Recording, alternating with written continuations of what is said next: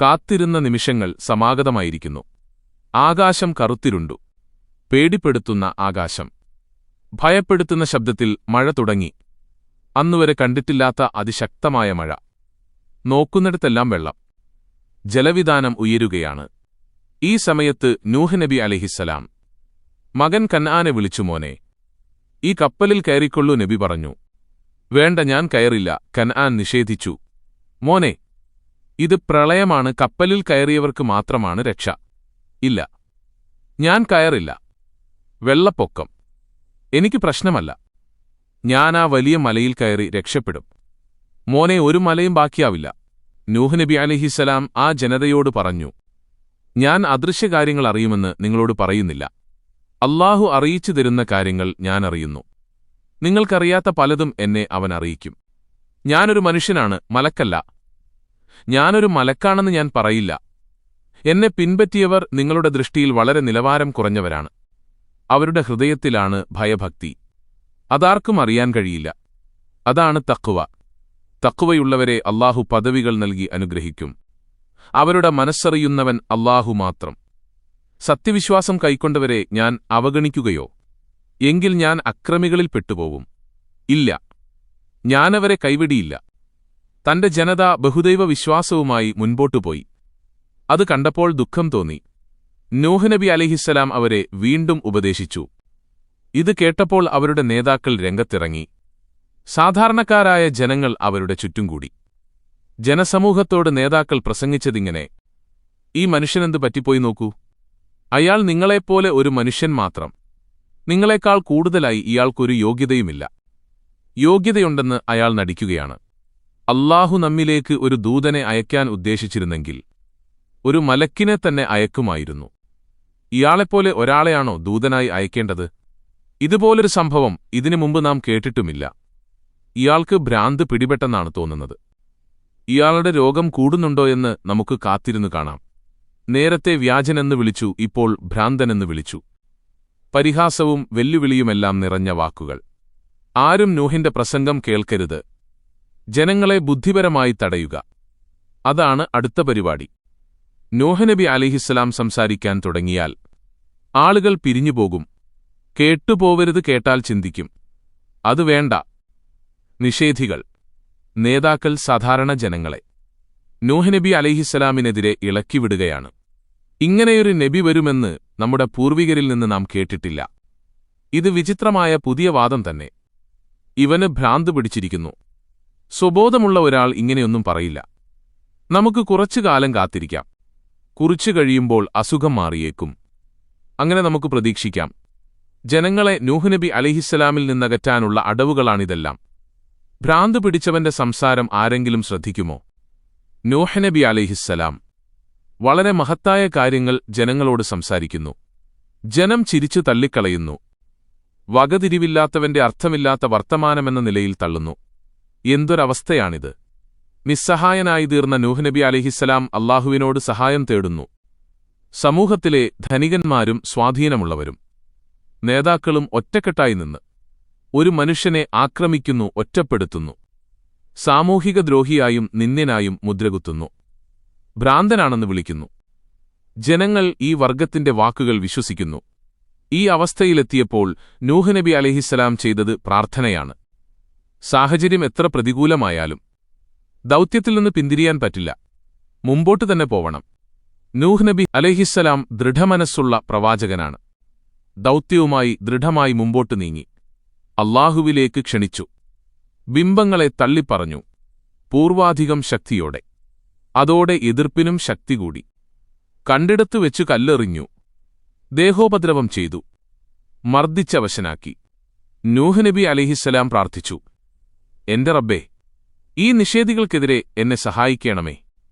നൂഹ് നബി അലൈഹിസ്സലാം തന്റെ ജനതയോടിങ്ങനെ പ്രഖ്യാപിച്ചു, എന്നെ കാണുന്നത് തന്നെ നിങ്ങൾക്ക് സഹിക്കുന്നില്ല. നിങ്ങൾക്കിടയിലുള്ള എന്റെ നിൽപ്പ് നിങ്ങളെ അസ്വസ്ഥരാക്കുന്നു. എന്റെ ഉപദേശവും നിങ്ങൾക്ക് സഹിക്കുന്നില്ല. നിങ്ങളെന്നെ വെറുക്കുന്നു. ഒരു കാര്യം നിങ്ങൾ ഓർക്കുക, ഞാൻ എന്റെ കാര്യം അല്ലാഹുവിൽ ഭാരമേൽപ്പിച്ചിരിക്കുന്നു. നിങ്ങൾക്ക് മുമ്പിൽ കീഴടങ്ങുന്ന പ്രശ്നമേയില്ല. നിങ്ങൾക്കെനിക്കെതിരിൽ എന്ത് തീരുമാനവും സ്വീകരിക്കാം. നിങ്ങളുടെ കൂട്ടുകാരെയെല്ലാം വിളിച്ചുകൂട്ടിക്കോളൂ. എനിക്കെതിരിൽ എന്ത് നടപടി സ്വീകരിക്കാമെന്ന് നിങ്ങൾക്ക് തീരുമാനിക്കാം. പെട്ടെന്നായിക്കൊള്ളട്ടെ, താമസിപ്പിക്കേണ്ട. സൂറത്ത് യൂനുസിൽ പറയുന്ന സംഭവം നബിയെ, നൂഹ് നബിയുടെ ചരിത്രം താങ്കളുടെ ജനതയ്ക്ക് വിവരിച്ചു കൊടുക്കുക. അദ്ദേഹം തന്റെ ജനതയോട് പറഞ്ഞ സന്ദർഭം. അദ്ദേഹം പറഞ്ഞു, നിങ്ങൾക്കിടയിലുള്ള എന്റെ നിൽപ്പും അല്ലാഹുവിന്റെ ലക്ഷ്യങ്ങൾ വിവരിച്ചുകൊണ്ടുള്ള എന്റെ സതുപദേശവും നിങ്ങൾക്ക് വലിയ വിഷമമായി തോന്നുന്നുണ്ടെങ്കിൽ ഞാനിതാ അല്ലാഹുവിൽ ഭാരമേൽപ്പിച്ചിരിക്കുന്നു. നിങ്ങൾ നിങ്ങളുടെ പങ്കാളിയോടുകൂടി നിങ്ങളുടെ കാര്യം തീരുമാനിച്ചുകൊള്ളുക. പിന്നീട് നിങ്ങളുടെ കാര്യങ്ങളിൽ നിങ്ങൾക്ക് യാതൊരു അവ്യക്തതയും ഉണ്ടാവരുത്. പിന്നെ എന്റെ നേരെ അത് നടപ്പിൽ വരുത്തുക. എനിക്ക് നിങ്ങൾ താമസം തരേണ്ട എന്ന് ഖുർആൻ. ഇനി നിങ്ങൾ പിന്തിരിഞ്ഞു പോവുകയാണെങ്കിൽ നിങ്ങളോട് ഞാൻ യാതൊരു പ്രതിഫലവും ആവശ്യപ്പെട്ടിട്ടില്ല. ഞാൻ എന്റെ പ്രതിഫലം അല്ലാഹുവിങ്കൽ മാത്രമാണ്. ഞാൻ മുസ്ലിങ്ങളിൽ പെട്ടിരിക്കണമെന്ന് എന്നോട് കൽപ്പിക്കപ്പെട്ടിരിക്കുന്നു. ഒരു സമൂഹത്തെയാണ് നൂഹ് നബി അലൈഹിസ്സലാം വെല്ലുവിളിച്ചിരിക്കുന്നത്. ഞാൻ എന്റെ കാര്യം അല്ലാഹുവിൽ ഭാരമേൽപ്പിച്ചു കഴിഞ്ഞു. നിങ്ങൾക്ക് യോഗം ചേരാം, എന്നെ എതിർക്കുന്ന എല്ലാവരെയും പങ്കെടുപ്പിക്കാം. എന്നിട്ട് നന്നായി ആലോചിച്ച് വ്യക്തമായ തീരുമാനമെടുക്കാം. ഒരു അവ്യക്തതയും ബാക്കി വരാത്ത തീരുമാനം എന്നിട്ട് നടപ്പാക്കാം. ഒട്ടും സമയം നീട്ടിക്കൊണ്ടു പോവേണ്ടതില്ല. ഞാൻ മുസ്ലിമായി ജീവിക്കും, സംശയം വേണ്ട. നിങ്ങളുടെ ആദർശത്തിലേക്ക് മടങ്ങുമെന്ന് ഒരു പ്രതീക്ഷയും വേണ്ട. ആ ജനതയെ ഇളക്കിമറിച്ച പ്രഖ്യാപനം. അവർ കൂടുതൽ പ്രകോപിതരായി മാറി. അവർ രോഷാകുലരായി വിളിച്ചു പറഞ്ഞു, നൂഹേ, നിന്നെ ഞങ്ങൾ എറിഞ്ഞുകൊല്ലും. ഇനി നമുക്ക് സൂറത്തു ശുഅറായിലെ വചനങ്ങൾ നോക്കാം. നൂഹ് നബിയുടെ ജനത മുർസലുകളെ നിഷേധിച്ചു. നിങ്ങൾ അല്ലാഹുവിനെ സൂക്ഷിക്കുന്നില്ലേ എന്ന് അവരുടെ സഹോദരൻ നൂഹ് അവരോട് ചോദിച്ച സന്ദർഭത്തിൽ, നിശ്ചയമായും ഞാൻ നിങ്ങൾക്കുള്ള വിശ്വസ്തനായ ദൂതനാകുന്നു. അതുകൊണ്ട് നിങ്ങൾ അല്ലാഹുവിനെ സൂക്ഷിക്കുകയും എന്നെ അനുസരിക്കുകയും ചെയ്യുവിൻ. അതിന്റെ പേരിൽ ഞാൻ നിങ്ങളോട് യാതൊരു പ്രതിഫലവും ആവശ്യപ്പെടുന്നില്ല. എനിക്കുള്ള പ്രതിഫലം ലോകരക്ഷിതാവായ അല്ലാഹുവിങ്കൽ മാത്രമാകുന്നു. അതുകൊണ്ട് നിങ്ങൾ അല്ലാഹുവിനെ നിങ്ങൾ സൂക്ഷിക്കുകയും എന്നെ അനുസരിക്കുകയും ചെയ്യുവിൻ. നൂഹ് നബി അലൈഹിസ്സലാം തന്റെ തീരുമാനം പ്രഖ്യാപിച്ചു. തൊട്ടുപിന്നാലെ തന്റെ ജനത അവരുടെ തീരുമാനവും പ്രഖ്യാപിച്ചു. നൂഹേ, നീ ഇതവസാനിപ്പിക്കുക. നിശബ്ദനാവുക, അല്ലെങ്കിൽ നിന്നെ എറിഞ്ഞുകൊല്ലും. വധഭീഷണിയാണ് ഉയർന്നിരിക്കുന്നത്. വിട്ടുവീഴ്ചയില്ല, നീക്കുപോക്കില്ല, സമ്മതമില്ല. ഇനി തീരുമാനം അല്ലാഹുവിൽ നിന്നുണ്ടാവണം. നൂഹ് നബി അലൈഹിസ്സലാം ഈ ഘട്ടത്തിൽ നടത്തിയ പ്രാർത്ഥന ഹൃദയസ്പർശിയായിരുന്നു. കാലത്തെ കോരിത്തരിപ്പിച്ച പ്രാർത്ഥനയാണിത്. 2 കാര്യമാണ് നൂഹ് നബി അലൈഹിസ്സലാം അല്ലാഹുവിനോട് ചോദിച്ചത്. അല്ലാഹുവേ, എനിക്കും ഈ ജനതയ്ക്കുമിടയിൽ വ്യക്തമായ വിധിയുണ്ടാക്കേണമേ. എന്നെയും എന്നോടൊപ്പമുള്ള സത്യവിശ്വാസികളെയും നീ രക്ഷപ്പെടുത്തേണമേ. സൂറത്തു ശുഅറായിൽ ആ പ്രാർത്ഥന കാണാം. മുഹമ്മദ് നബി സല്ലല്ലാഹു അലൈഹി വസല്ലം തങ്ങളെ ഖുറൈശികൾ കളവാക്കി വ്യാജനെന്ന് വിളിച്ചു. അപ്പോൾ ദിവ്യവചനങ്ങൾ ഇറങ്ങി. പണ്ട് നൂഹ് നബി അലൈഹിസ്സലാമിനെ സ്വന്തം ജനത വ്യാജനെന്ന് വിളിച്ചിട്ടുണ്ട്, ഭ്രാന്തനെന്നും വിളിച്ചു. നൂഹ് നബി അലൈഹിസ്സലാമിന്റെ ത്യാഗം ആരെയാണ് കോരിത്തരിപ്പിക്കാത്തത്? വല്ലാത്ത സഹനം, അത്ഭുതകരമായ ക്ഷമ. എത്ര കാലം, ദുഷ്ടരായ ജനങ്ങളുടെ ഇടയിൽ എത്ര കാലമാണ് അദ്ദേഹം ത്യാഗം സഹിച്ചത്? 950 കൊല്ലം എന്നൊരു ദൈർഘ്യമേറിയ കാലം. ഇബ്നു അബ്ബാസ് റളിയല്ലാഹു അൻഹുവിന്റെ റിപ്പോർട്ടനുസരിച്ച് 40 വയസ്സായപ്പോൾ പ്രവാചകത്വം ലഭിച്ചു. അതിനുശേഷം 950 കൊല്ലം ജനങ്ങൾക്കിടയിൽ ഇസ്ലാം മതപ്രചരണം നടത്തി. മഹാപ്രളയത്തിനുശേഷം 60 കൊല്ലം കൂടി ജീവിച്ചു. 950 കൊല്ലത്തെ പ്രബോധനം, 9.5 നൂറ്റാണ്ടുകാലത്തെ ക്ഷമ. തലമുറകൾ അമ്പരപ്പോടുകൂടിയാണ് നൂഹ് നബി അലൈഹിസ്സലാമിന്റെ ചരിത്രം കേട്ടത്. ശിക്ഷയെക്കുറിച്ച് മുന്നറിയിപ്പ് നൽകി. ജനങ്ങൾ അത് പരിഹസിച്ചു തള്ളി. ആ ജനത നന്നാവുമെന്ന പ്രതീക്ഷ അസ്തമിച്ചു. ഇവർ സത്യസന്ദേശത്തിന്റെ ശത്രുക്കളാണ്. ഇവർ ഭൂമിയിൽ ജീവിച്ചിരിക്കുന്ന കാലത്തോളം സത്യം പ്രചരിപ്പിക്കാനാവില്ല. അത് ബോധ്യമായി. ഈ ജനത നശിക്കണം. അതിനുവേണ്ടി നൂഹ് നബി അലൈഹിസ്സലാം പ്രാർത്ഥിച്ചു, അല്ലാഹുവേ, ദീർഘകാലം ഞാനെന്റെ ജനതയെ വിളിച്ചു. രാത്രിയിലും പകലിലും വിളിച്ചു. അവർ ചെവിക്കൊണ്ടില്ല. ഞാൻ വിളിക്കുന്തോറും അവർ അകന്നുപോയി. എന്റെ വാക്കുകൾ കേൾക്കാതിരിക്കാൻ വേണ്ടി അവർ ചെവിയിൽ വിരൽ തിരികെ കയറ്റി. എന്തൊരു ജനത! അല്ലാഹുവേ, ഇവർ നാശം വിതയ്ക്കും. ഇവർ ഒരു കാലത്തും നന്നാവാൻ പോകുന്നില്ല. ഇവരുടെ സന്താനങ്ങളും നന്നാവില്ല. അല്ലാഹുവേ, ഈ സമൂഹത്തെ നീ നശിപ്പിച്ചു കളയണമേ. ഒരൊറ്റയാളെപ്പോലും ബാക്കി വയ്ക്കാതെ നശിപ്പിക്കണമേ. ഇവർ ദുഷ്ടസന്തതികളെ സൃഷ്ടിക്കും. അത് തടയണേ തമ്പുരാനേ. നൂഹ് നബി അലൈഹിസ്സലാമിന്റെ ഉദ്ബോധനവും പ്രാർത്ഥനയും ആ ജനത പരിഹസിച്ചു തള്ളി. വേദനജനകമായി ശിക്ഷ വരുമെന്ന മുന്നറിയിപ്പും പരിഹസിച്ചു തള്ളി. സൂറത്ത് നൂഹ് ലോകത്തെ നടുക്കിയ ആ പ്രാർത്ഥന ഉദ്ധരിക്കുന്നത് കാണുക. അദ്ദേഹം പറഞ്ഞു, എന്റെ റബ്ബേ, നിശ്ചയമായും എന്റെ ജനതയെ ഞാൻ രാവും പകലും വിളിച്ചു. എന്നിട്ട് എന്റെ വിളി അവർക്ക് ഓടിപ്പോകാനല്ലാതെ മറ്റൊന്നും വർദ്ധിപ്പിച്ചിട്ടില്ല. നീ അവർക്ക് പുറത്തുകൊടുക്കുവാൻ വേണ്ടി ഞാൻ അവരെ വിളിക്കുമ്പോഴൊക്കെയും അവർ തങ്ങളുടെ കാതുകളിൽ വിരലുകളിട്ട് പൊത്തിക്കളയുകയും തങ്ങളുടെ വസ്ത്രങ്ങളെ മീതെയിട്ട് മൂടിപ്പുതക്കുകയും ചെയ്യുകയാണ്. അവർ ഉറച്ചു നിൽക്കുകയും കടുത്ത അഹങ്കാരം നടിക്കുകയും ചെയ്യുന്നു. അങ്ങനെ ഞാൻ പറഞ്ഞു, നിങ്ങൾ നിങ്ങളുടെ റബ്ബിനോട് പാപമോചനം തേടുവിൻ, നിശ്ചയമായും അവൻ ഏറെയേറെ പൊറുക്കുന്നവനാകുന്നു. എന്നാൽ നിങ്ങൾക്കവൻ ആകാശത്തെ മഴയെ സമൃദ്ധമായി വർഷിപ്പിച്ചു തരുന്നതാണ്. സ്വത്തുക്കളും മക്കളും കൊണ്ട് നിങ്ങളെ അവൻ പോഷിപ്പിക്കുകയും ചെയ്യും. നിങ്ങൾക്ക് തോട്ടങ്ങളുണ്ടാക്കിത്തരികയും നിങ്ങൾക്ക് അരുവികളുണ്ടാക്കിത്തരികയും ചെയ്യും. ആ ജനതയുടെ ദുഷ്ടചെയ്തികൾ കാരണം ചെറിയ പരീക്ഷണങ്ങൾ വന്നു തുടങ്ങിയിരുന്നു. മഴ വർഷിക്കാതെയായി. കടുത്ത ജലക്ഷാമം നേരിട്ടു. കൃഷികൾ നശിച്ചു. ജനങ്ങൾ ബുദ്ധിമുട്ടിലായി. ഇതിനെല്ലാം കാരണക്കാരൻ നൂഹ് നബിയാണെന്നായിരുന്നു അവരുടെ വാദം. സന്താനങ്ങൾ ജനിക്കാതെയായി. അപ്പോൾ നൂഹ് നബി അലൈഹിസ്സലാം അവരോടിങ്ങനെ പറഞ്ഞു, നിങ്ങൾ ഒരുപാട് പാപം ചെയ്തവരാണ്. നിങ്ങൾ അല്ലാഹുവിനോട് മാപ്പപേക്ഷിക്കുക. അവൻ പൊറുത്തുതരും. അവൻ മഴ വർഷിപ്പിച്ചു തരും. കൃഷി വർദ്ധിപ്പിക്കും. തോട്ടങ്ങൾ തരും. സന്താനങ്ങളെ നൽകും. പക്ഷെ ഇതൊന്നും അവർ ചെവിക്കൊണ്ടില്ല. നിങ്ങളെ സൃഷ്ടിച്ചു രൂപപ്പെടുത്തിയ അല്ലാഹുവിനെ നിങ്ങൾ എന്തുകൊണ്ട് വണങ്ങുന്നില്ല? നിങ്ങൾ നിർമ്മിച്ച ബിംബങ്ങളെ എന്തിനു വണങ്ങുന്നു? നിങ്ങളെ അല്ലാഹു ഘട്ടം ഘട്ടമായി സൃഷ്ടിച്ചു. ഇന്ദ്രിയം, രക്തപിണ്ഡം, മാംസക്കട്ട, മനുഷ്യരൂപം എന്നിങ്ങനെ പല ഘട്ടങ്ങളിലായി അല്ലാഹു നിങ്ങളെ വളർത്തി. പൂർണ്ണ ശിശുവായി നിങ്ങൾ ജനിച്ചു. ജനിച്ചത് ശിശുവായിട്ടാണ്. പിന്നെ ബാല്യം, കൗമാരം, യൗവനം, വാർദ്ധക്യം എന്നീ ഘട്ടങ്ങൾ. എന്നിട്ടും അല്ലാഹുവിന് ഒരു മഹത്വവും കാണുന്നില്ലേ? സ്വന്തം ശരീരത്തെക്കുറിച്ച് ചിന്തിക്കാൻ പ്രേരിപ്പിക്കുന്ന ചോദ്യങ്ങളാണിവ. അതിനുശേഷം പ്രപഞ്ചത്തിലെ അത്ഭുതകരമായ സൃഷ്ടികളെക്കുറിച്ച് ചിന്തിക്കാൻ പറയുന്നു. 7 ആകാശങ്ങൾ എന്തൊരതിശയം! ഒന്നിനുമീതെ ഒന്നായി അവ നിലകൊള്ളുന്നു. ആരാണവ സൃഷ്ടിച്ചത്? ഓർക്കുക, ചിന്തിക്കുക. 7 ആകാശങ്ങൾ പടച്ചത് അല്ലാഹുവാണ്. വിളക്കുപോലെ പ്രകാശിക്കുന്ന സൂര്യൻ, അത് നമുക്ക് ചൂടും വെളിച്ചവും തരുന്നു. മനോഹര രൂപമുള്ള ചന്ദ്രൻ, ചന്ദ്രനെ അല്ലാഹു പ്രകാശമാക്കി. പരന്നൊഴുകുന്ന നിലാവാണ്. ഖുർആൻ പറയുന്നു, അല്ലാഹുവിന്റെ സൃഷ്ടിവൈഭവത്തിന്റെ ഉദാഹരണമാണ്. മനുഷ്യനെത്ര മനോഹര സൃഷ്ടി! മനുഷ്യനെ മണ്ണിൽ നിന്നാണ് സൃഷ്ടിച്ചത്. ഇക്കാര്യം നൂഹ് നബി അലൈഹിസ്സലാമിന്റെ ജനതയുടെ ശ്രദ്ധയിൽപ്പെടുത്തി. അല്ലാഹു നിങ്ങളെ ഭൂമിയിൽ നിന്ന്, മണ്ണിൽ നിന്ന് സൃഷ്ടിച്ചിരിക്കുന്നു. ഒരു നിശ്ചിത കാലം മനുഷ്യൻ ഭൂമിയിൽ ജീവിക്കുന്നു. പിന്നെ മണ്ണിലേക്ക് തന്നെ മടങ്ങുന്നു. വീണ്ടും അവൻ ജീവൻ നൽകി പരലോകത്ത് ഹാജരാക്കുന്നു. അവിടെ നന്മ തിന്മകൾ പരിശോധിക്കുന്നു. ഇക്കാര്യങ്ങളെല്ലാം നൂഹ് നബി അലൈഹിസ്സലാമിന്റെ ജനതയുടെ ശ്രദ്ധയിൽപ്പെടുത്തി. പിന്നീട് അവൻ നിങ്ങളെ മണ്ണിലേക്ക് തന്നെ മടക്കുകയും അനന്തരം അതിൽ നിന്നുതന്നെ പുറത്തു കൊണ്ടുവരികയും ചെയ്യും.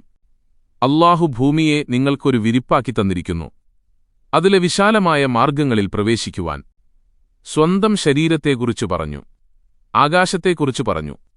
ഭൂമിയെക്കുറിച്ചു പറഞ്ഞു. ഒരു ഫലവുമില്ല. അല്ലാഹു നൽകിയ ധനം ജനങ്ങളെ വഴിപിഴപ്പിക്കാൻ അവർ ഉപയോഗിച്ചു. അല്ലാഹു അവർക്ക് ധാരാളം സന്താനങ്ങളെ നൽകി. അവർ തങ്ങളുടെ സ്വാധീനവും ശക്തിയും നൂഹ് നബി അലൈഹിസ്സലാമിനെതിരെ പ്രയോഗിച്ചു. അപ്പോൾ നൂഹ് നബി അലൈഹിസ്സലാം പറഞ്ഞ കാര്യം സൂറത്ത് നൂഹിൽ കാണാം.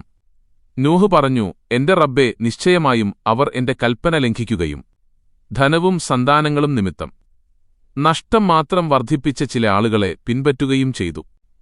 വളരെ വലിയ കുതന്ത്രങ്ങൾ അവർ പ്രയോഗിക്കുകയും ചെയ്തു. ഇനിയാരും വിശ്വസിക്കില്ല. ധനവും സന്താനങ്ങളും സ്ഥാനമാനങ്ങളും സ്വാധീനമുള്ളവർ ഈ ഘട്ടത്തിൽ ജനങ്ങളോടെന്നാണ് കൽപ്പിച്ചത്. വിശുദ്ധ ഖുർആനിൽ ഇങ്ങനെ കാണാം.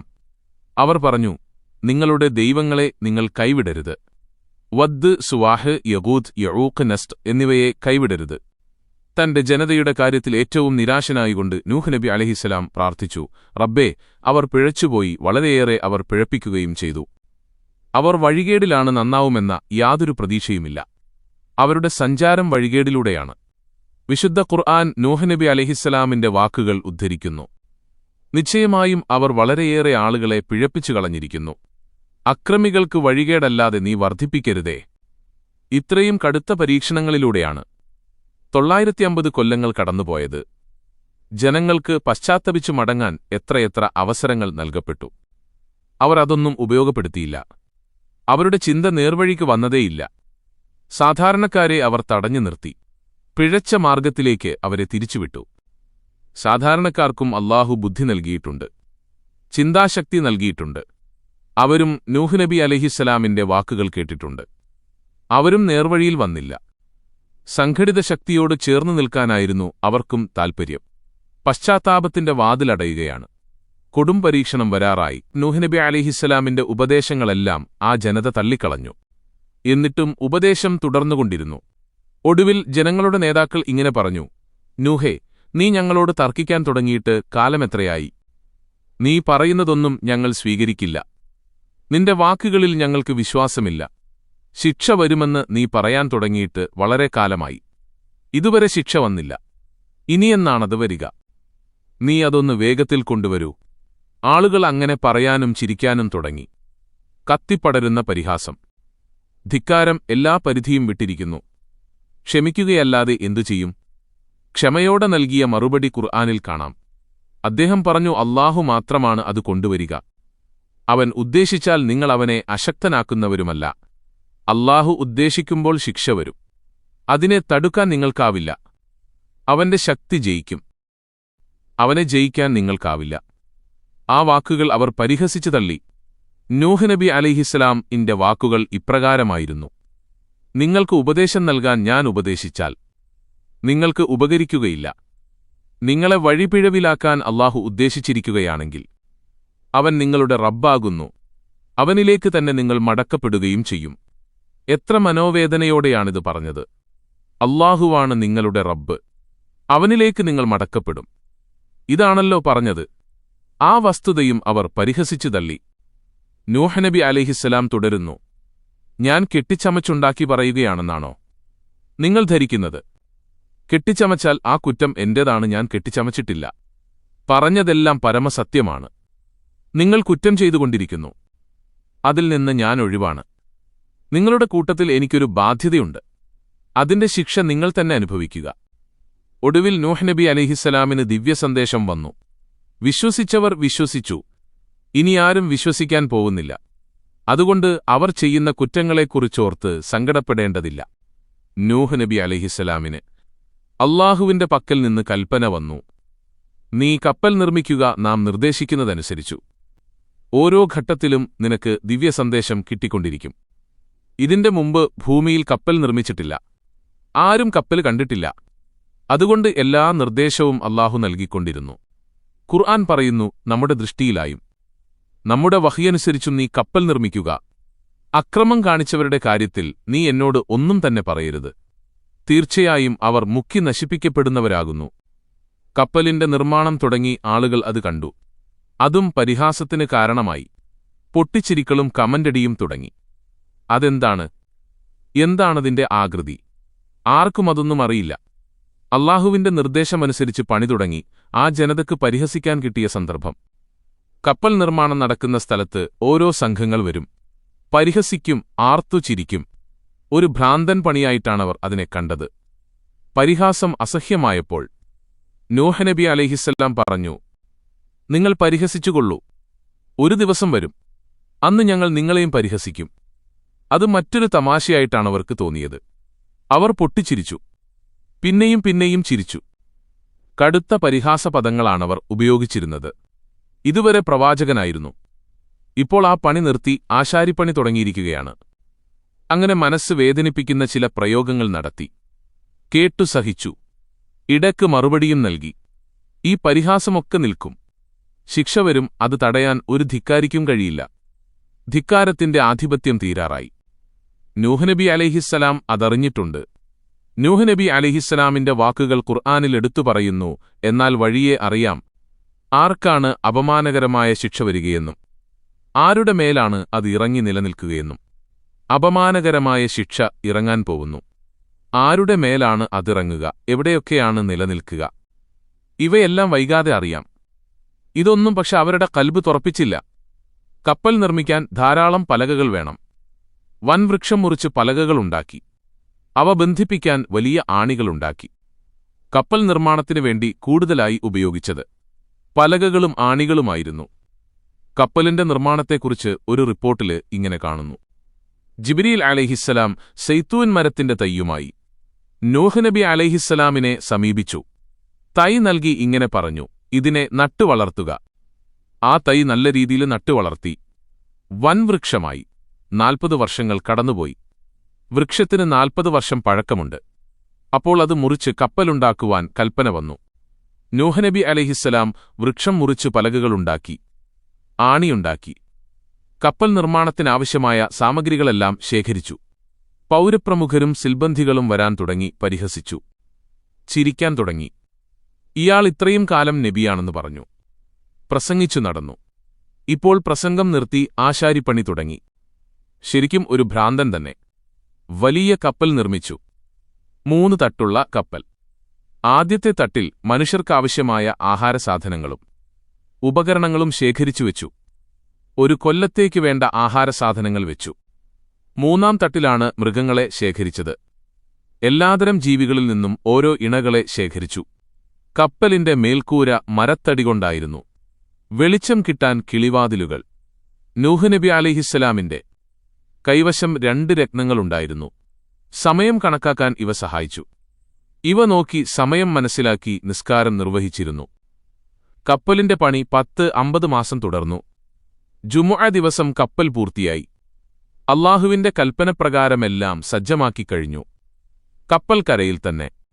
കപ്പലുണ്ടാക്കാൻ കണ്ട സ്ഥലം എന്ന് ചോദിച്ചു പരിഹസിച്ചു. ഇതെന്ത് തമാശ? കപ്പൽ കടലിലിറക്കുന്നില്ലേ? ജനങ്ങൾ പരിഹസിച്ചു ചിരിച്ചു. ചിരി ഉച്ചത്തിലായി. ഇതെങ്ങനെ വെള്ളത്തിലെത്തിക്കും? അല്ലാഹുവേ, കപ്പൽ എപ്പോഴാണ് വെള്ളത്തിലിറക്കുക? ജനങ്ങളുടെ പരിഹാസവും ചിരിയും ഉച്ചത്തിലായപ്പോൾ നൂഹ് നബി അലൈഹിസ്സലാം വിഷമത്തോടെ ചോദിച്ചു. അല്ലാഹുവിന്റെ കൽപ്പന ഇങ്ങനെയായിരുന്നു: അടുപ്പിൽ നിന്ന് വെള്ളം പൊട്ടിയൊഴുകുമ്പോൾ സത്യവിശ്വാസികൾക്ക് സമാധാനമായി. അടുപ്പിൽ നിന്ന് ഉറവു പൊട്ടും, അത് ശിക്ഷയുടെ വരവാണ്. പരിഹാസം പാരമ്യതയിലെത്തി. ജനങ്ങൾ ആർത്തു ചിരിക്കുകയാണ്. നൂഹ് നബി അലൈഹിസ്സലാമിന്റെ ഭാര്യയും ഒരു മകനും കപ്പലിൽ കയറാൻ കൂട്ടാക്കിയില്ല. അവരും പരിഹാസക്കാരുടെ കൂടെയാണ്. മറ്റു സന്താനങ്ങൾ, അവരുടെ ഭാര്യമാർ, അടിമസ്ത്രീകൾ, സത്യവിശ്വാസികളായ സ്ത്രീപുരുഷന്മാർ, പക്ഷികളുടെയും മൃഗങ്ങളുടെയും ജീവികളുടെയും ഇണകൾ എന്നിവയാണ് കപ്പലിലുള്ളത്. കപ്പലിൽ 80 മനുഷ്യരാണുള്ളത്. കപ്പലിലെ ജോലിക്കാർ എല്ലാ പണികളും ജാഗ്രതയോടെ ചെയ്തുകൊണ്ടിരിക്കുന്നു.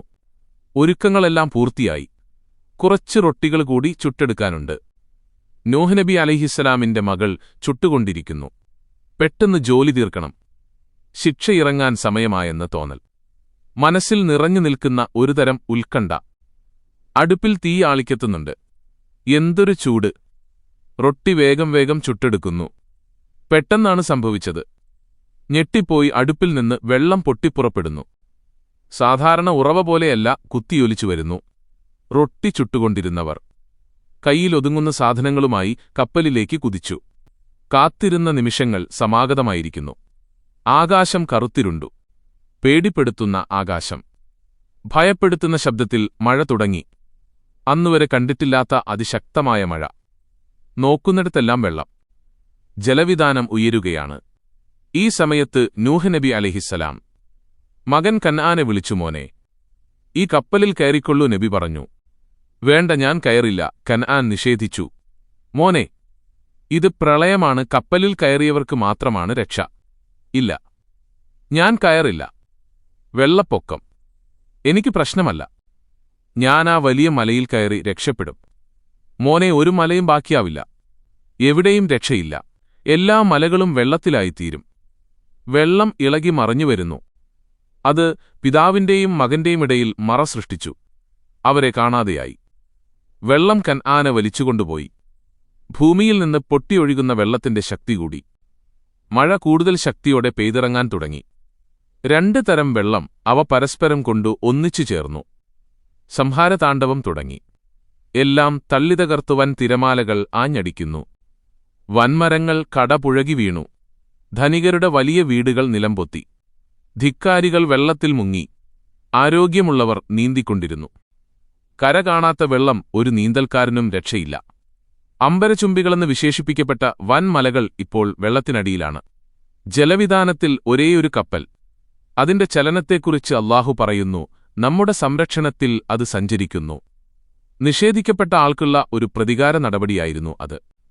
സത്യസന്ദേശവുമായി വന്നപ്പോൾ നൂഹ് നബി അലൈഹിസ്സലാമിനെ ആ ജനത നിഷേധിക്കുകയാണല്ലോ ചെയ്തത്. അതിനുള്ള പ്രതികരണമാണിത്.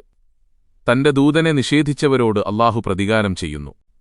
ലോകത്ത് ആദ്യമായി നിർമ്മിക്കപ്പെട്ട ആ കപ്പലിന്റെ അവശിഷ്ടങ്ങൾ ഇന്നും അറഫാത്ത് പർവ്വതത്തിന്റെ മുകളിലുണ്ടെന്ന് ചില ഗവേഷകന്മാർ രേഖപ്പെടുത്തിയിട്ടുണ്ട്. പിൻകാലക്കാർക്ക് ഒരു ദൃഷ്ടാന്തമാണ് ആ കപ്പൽ. അല്ലാഹു പറയുന്നതിങ്ങനെയാണ്: നിശ്ചയമായും അതിനെ നാം ഒരു ദൃഷ്ടാന്തമായി അവശേഷിപ്പിച്ചു. എന്നാൽ ചിന്തിച്ചു പാഠം പഠിക്കുന്നവരായി ആരെങ്കിലുമുണ്ടോ? അപ്പോൾ എന്റെ ശിക്ഷയും എന്റെ താക്കീതുകളും എങ്ങനെയായിത്തീർന്നു? ചരിത്രഗവേഷകന്മാരും പുരാവസ്തു ഗവേഷകന്മാരും നൂഹ് നബി അലൈഹിസ്സലാമിന്റെ കപ്പലിന്റെ അവശിഷ്ടങ്ങൾ അന്വേഷിക്കുന്നുണ്ട്. ഒരു സംഘം പുരാവസ്തു ഗവേഷകന്മാർ അറഫാത്ത് പർവ്വതത്തിന്റെ ചെരിവിൽ 14,000 അടി ഉയരത്തിൽ കപ്പലിന്റെ അവശിഷ്ടങ്ങൾ കണ്ടെത്തിയതായി വാർത്തയുണ്ടായിരുന്നു. മഹാപ്രളയവും നൂഹ് നബി അലൈഹിസ്സലാമിന്റെ കപ്പലും ലോകജനതയെ എക്കാലവും വിസ്മയിപ്പിച്ച മഹാസംഭവങ്ങളാകുന്നു. വെള്ളം ഭയാനകമായ കാഴ്ചയായി മാറി. വെള്ളമല്ലാതെ മറ്റൊന്നും കാണാനില്ല. മലകളെപ്പോലെ ആർത്തിരമ്പി വരുന്ന തിരമാലകൾ. വിശുദ്ധ ഖുർആൻ ആ രംഗം വിവരിക്കുന്നു. അവരെയും വഹിച്ചുകൊണ്ട് കപ്പൽ മലപോലെയുള്ള തിരമാലകളിലൂടെ സഞ്ചരിച്ചുകൊണ്ടിരിക്കുകയാണ്. നൂഹ് നബി തന്റെ മകനെ, അവൻ അകലെയുള്ള ഒരു സ്ഥലത്തായിരുന്നു, വിളിച്ചു പറഞ്ഞു: എന്റെ കുഞ്ഞു മകനെ ഞങ്ങളോടൊപ്പം കപ്പലിൽ കയറിക്കൊള്ളുക. നീ അവിശ്വാസികളുടെ കൂട്ടത്തിലായിപ്പോവരുത്. തന്റെ മകൻ അവിശ്വാസിയായി പോകുന്നത് നൂഹ് നബി അലൈഹിസ്സലാമിന് സഹിക്കാൻ കഴിയുന്നില്ല. അതുകൊണ്ടാണ് കപ്പലിൽ കയറാൻ പറഞ്ഞത്. മകന്റെ മറുപടി ഖുർആനിൽ കാണാം. അവൻ പറഞ്ഞു: വെള്ളത്തിൽ നിന്നും എന്നെ രക്ഷപ്പെടുത്തുന്ന വല്ല മലയിലേക്കും അഭയം പ്രാപിച്ചുകൊള്ളാം. അദ്ദേഹം പറഞ്ഞു: അല്ലാഹുവിന്റെ കൽപ്പനയിൽ നിന്ന് അവന്റെ കരുണ ചെയ്തവർക്കല്ലാതെ ഇന്ന് രക്ഷ നൽകുന്നയൊന്നുമില്ല. അവർ രണ്ടാൾക്കുമിടയിൽ തിരമാല മറയിടുകയും ചെയ്തു. അങ്ങനെ അവൻ മുക്കി നശിപ്പിക്കപ്പെട്ടവരിൽ ആയിത്തീരുകയും ചെയ്തു. മകൻ വെള്ളത്തിൽ മുങ്ങി നശിച്ചു. നൂഹ് നബി അലൈഹിസ്സലാമിന് വല്ലാത്ത ദുഃഖം വന്നു. തന്റെ മകന്റെ കാര്യത്തിൽ പ്രാർത്ഥന നടത്താൻ നൂഹ് നബി അലൈഹിസ്സലാം തീരുമാനിച്ചു. റബ്ബേ, എന്റെ മകൻ എന്റെ സ്വന്തക്കാരനാണല്ലോ. നീതിമാനായ റബ്ബേ, എന്റെ സ്വന്തക്കാരെ കപ്പലിൽ കയറ്റാൻ നീ പറഞ്ഞതാണല്ലോ. എന്റെ മകനെ രക്ഷപ്പെടുത്തേണമേ. അല്ലാഹുവിന്റെ ഭാഗത്തുനിന്ന് വളരെ ഗൗരവത്തിലുള്ള പ്രതികരണമാണുണ്ടായത്. അവൻ നിന്റെ സ്വന്തക്കാരനല്ല, നല്ലതല്ലാത്ത പ്രവൃത്തി ചെയ്യുന്നവനാണവൻ. അറിവില്ലാത്ത കാര്യങ്ങൾ സംസാരിച്ച് നീ വിഡ്ഢികളിൽ പെട്ടുപോവരുത്. നൂഹ് നബി അലൈഹിസ്സലാം കാര്യം മനസ്സിലാക്കി. ഉടനെ ഖേദിച്ചു മടങ്ങുകയും ചെയ്തു. നബി സല്ലല്ലാഹു അലൈഹി വസല്ലം തങ്ങൾ മക്കാ മുശ്രിക്കുകളോട് നൂഹ് നബി അലൈഹിസ്സലാമിനെക്കുറിച്ച് സംസാരിച്ചു. വാസ്തവത്തിൽ മക്കയിലെ മുശ്രിക്കുകൾക്ക് ആ ചരിത്രം ഒരു പാഠമാവേണ്ടതായിരുന്നു. വീഡിയോ ഇഷ്ടമായെങ്കിൽ ലൈക്ക് ചെയ്യാനും ഷെയർ ചെയ്യാനും മറക്കരുത്. നിങ്ങളുടെ വിലയേറിയ അഭിപ്രായങ്ങൾ രേഖപ്പെടുത്തുക. ചാനൽ സബ്സ്ക്രൈബ് ചെയ്യാനും പുതിയ വീഡിയോകളുടെ നോട്ടിഫിക്കേഷനായി ബെല്ലൈക്കൺ അമർത്താനും മറക്കരുത്.